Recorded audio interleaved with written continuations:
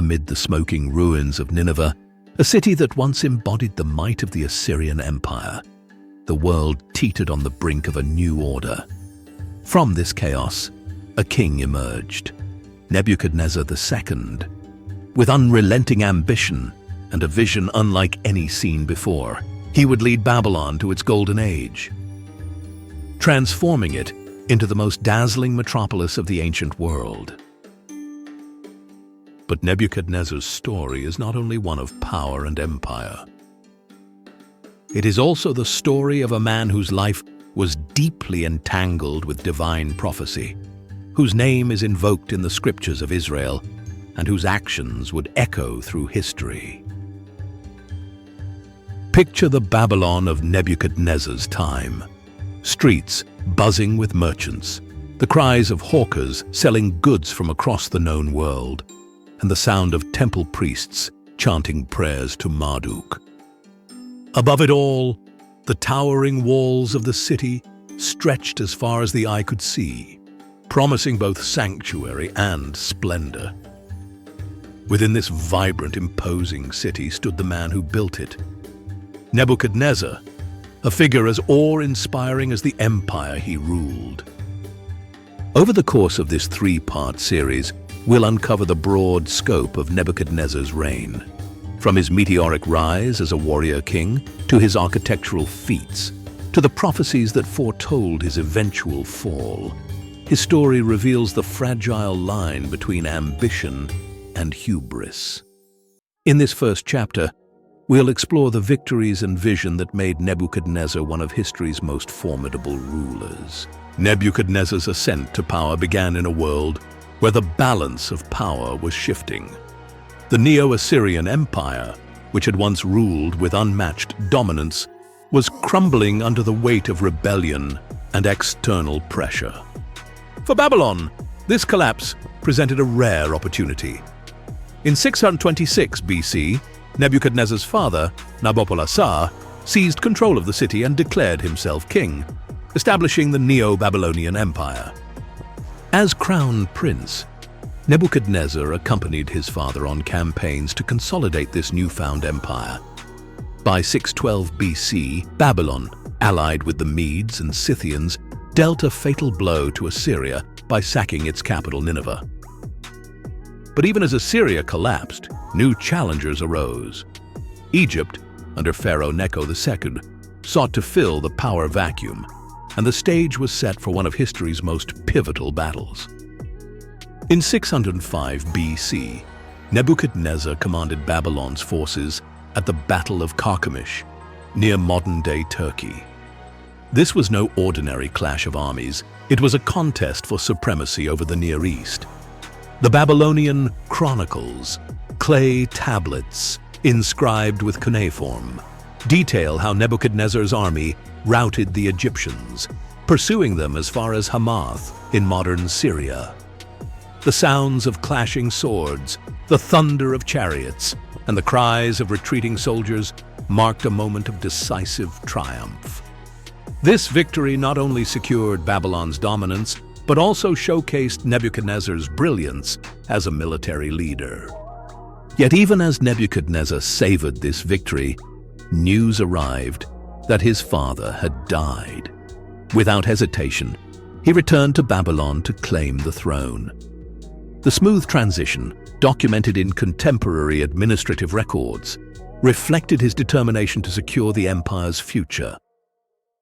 By the end of 605 BC, Nebuchadnezzar II was king. The prophet Jeremiah, writing during this period, saw more than political ambition in Nebuchadnezzar's rise. In Jeremiah 27:6, God declares, "Now I will give all your countries into the hands of my servant Nebuchadnezzar, king of Babylon." To Jeremiah, Nebuchadnezzar was not just a conqueror, but an instrument of divine judgment. This prophecy foreshadowed the king's ingoing complex relationship with Israel and its prophets. When Nebuchadnezzar ascended the throne, Babylon was already a city of ancient heritage, but its new king envisioned something far greater. He sought to transform it into a city that would embody his empire's wealth, power, and divine favor. The first step was fortifying the city. The walls of Babylon were a feat of engineering unparalleled in the ancient world.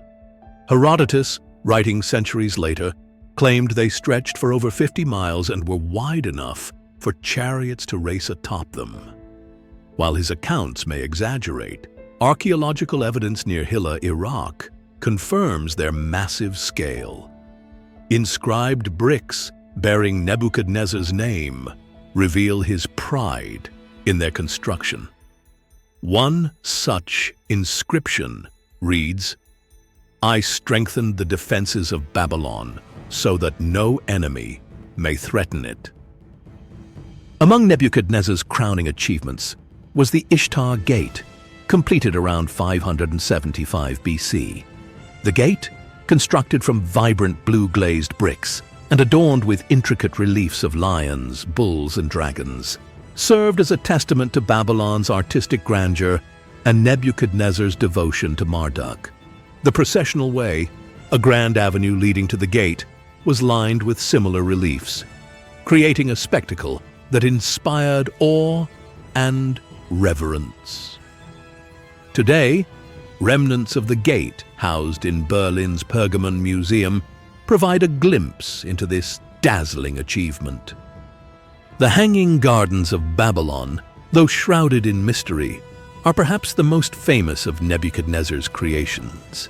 Ancient accounts describe them as a lush, terraced garden, complete with flowing water and exotic plants, said to have been built for his wife, Amytis of Media, who longed for the greenery of her homeland.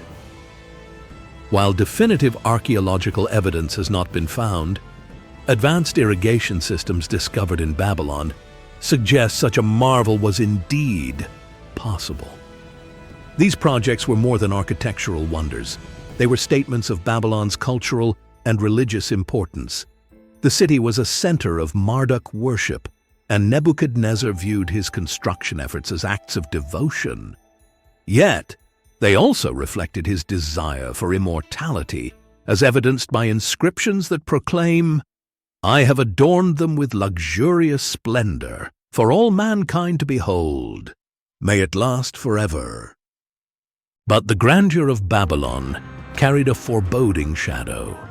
The prophet Isaiah had warned of the pride of Babylon's rulers and their eventual downfall about 150 to 200 years previously, when Babylon was a mere city-state and the Assyrians were in full control of the region. In Isaiah 14, 13 through 15, the king of Babylon is depicted as declaring, "I will ascend to the heavens. I will raise my throne above the stars of God." Yet the prophecy concludes, "But you are brought down to the realm of the dead." Under Nebuchadnezzar's rule, Babylon became the jewel of the ancient world, a testament to human ambition and ingenuity. Yet, as prophecy and history reveal, even the mightiest empires are not immune to the forces of time. This concludes the first chapter in the story of Nebuchadnezzar II, a man whose ambition built wonders, but whose destiny was intertwined with divine prophecy. In our next episode, we'll explore his conquests of Judah, the destruction of Solomon's temple, and the profound role he played in shaping biblical history. If you enjoyed this journey into the rise of Babylon's greatest king, don't forget to like this video, subscribe to War and Wisdom in History, and hit the notification bell to follow the rest of this epic series. And we'd love to hear from you. What do you think was Nebuchadnezzar's driving force? Faith, pride, or something else? Let us know in the comments below. Stay curious, seek wisdom, and we'll see you in the next chapter of history.